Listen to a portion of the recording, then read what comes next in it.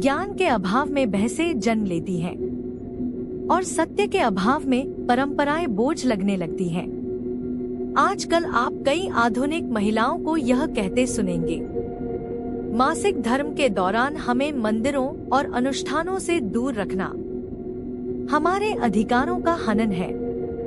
पर क्या सचमुच ऐसा है, या फिर यह समझ की कमी है?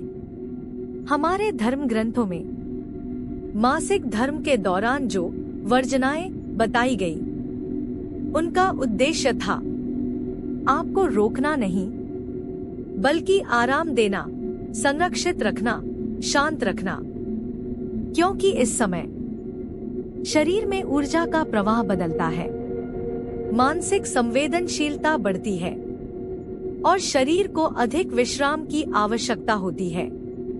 अथर्ववेद और आयुर्वेद कहते हैं, मासिक धर्म शरीर का स्वाभाविक शुद्धिकरण और संतुलन चक्र है।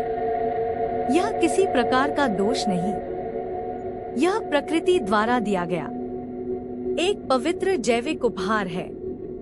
चरक संहिता में जो नियम बताए गए, अधिक मेहनत न करना, अत्यधिक ठंडा गर्म भोजन न लेना, आराम को प्राथमिकता देना, ये सब स्वास्थ्य और ऊर्जा संरक्षण के लिए थे, न कि आपको किसी सामाजिक बहिष्कार का शिकार बनाने के लिए। गरुड़ पुराण में तो इस समय सरल ध्यान और जप की सलाह दी गई है, क्योंकि ऊर्जा भीतर की ओर मुड़ती है और मन अधिक सूक्ष्म हो जाता है।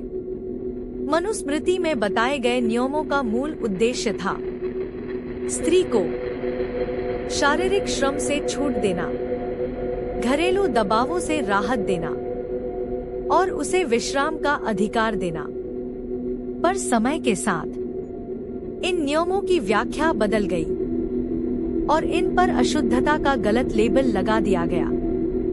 यज्ञ में घंटों बैठना, धुआं, तप, ये सब शारीरिक रूप से भारी थे, इसलिए कुछ नियम बनाए गए जो बाद में परंपरा बन गए। इनका धर्म से कोई संबंध नहीं था, यह सिर्फ स्वास्थ्य का मामला था।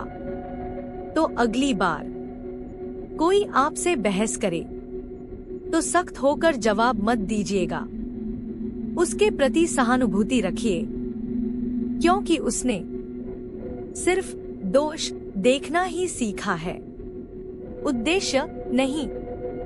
हमें लड़ाई नहीं करनी, हमें बस अपने घरों में, अपनी परंपराओं में और अपनी बुद्धि में सत्य को स्थान देना है। ज्ञान जब आता है तो अपराध बोध नहीं, सम्मान जन्म लेता है।